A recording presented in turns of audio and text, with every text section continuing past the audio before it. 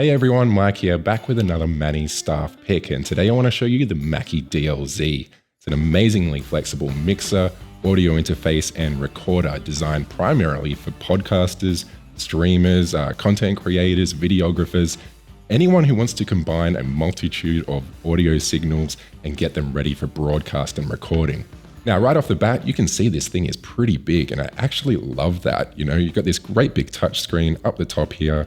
Got these really nice long throw faders. They're 100mm long. They feel really nice and smooth.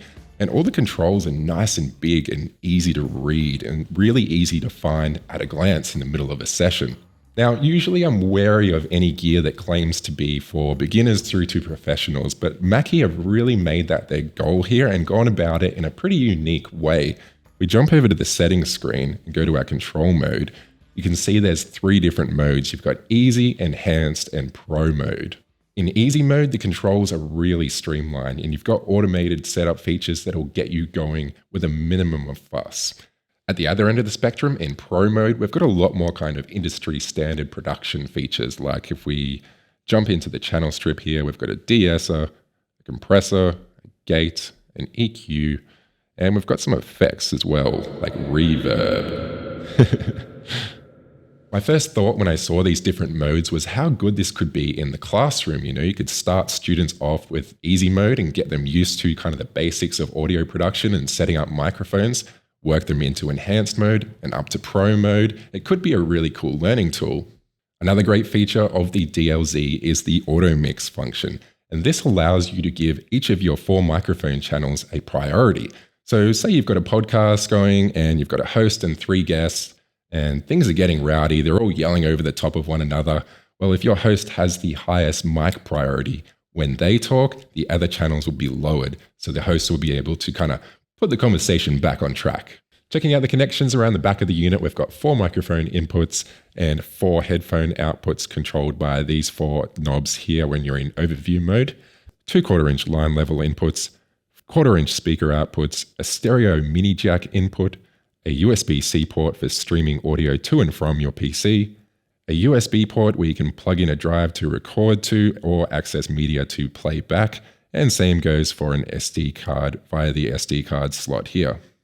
And of course, we have Bluetooth connectivity as well, which is great if you want to quickly play a clip from your phone, or you've got a guest with a Bluetooth headset, or you can have a guest caller. So we could set that up pretty easily. Go to this channel, change it to Bluetooth, and for a guest caller, you'd want to have mix minus on, which prevents any echo happening in the call. Now, I've mentioned recording. You can record multi-track audio to a USB drive or an SD card, or stream multi-track audio to your PC via the USB-C connection. Multi-track audio is pretty essential in post-production of podcasts, so you can edit different tracks of dialogue, so it's great to see that included. Now, I am recording this session today with the DLZ. I've got my Audio Technica 2040 mic hooked up. I've got a bit of EQ on it. I don't have the gate turned on. I like to do that in post. I've got a compressor on it, and I've got a bit of de-esser going as well. And I'm quite happy with this sound. Now, a couple more features I want to mention before we wrap up. We've got 6 sample pads down here and a dedicated sample screen over here. Wasn't a joke, guys. You've got 4 different banks to choose from, and of course you can upload your own samples from the USB drive or the SD card. Last but not least, we've got snapshots, and this saves the configuration of your session, so you can instantly recall it for next time if you're recording with the same gear and the same setup, or if you've got a multitude of different situations that you're recording in or streaming in regularly, you can save different snapshots for each of those sort of scenarios and instantly recall all your settings as you like them. So it's a feature-packed unit and one that's really easy to use. I'm really impressed with the DLZ.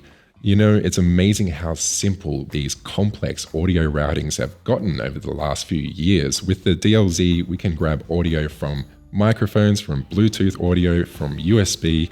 We can stream it to the internet. We can get audio back into the mixer via the internet. We can simultaneously multi-track audio record it. This would have been a nightmare a few years ago, you know, but really easy with the DLZ. So that's a wrap for today, guys. These are available at Mannys and StoreDJ now. Feel free to leave any questions you have below and we'll do our best to get back to you. My name is Mike. I'll catch you next time.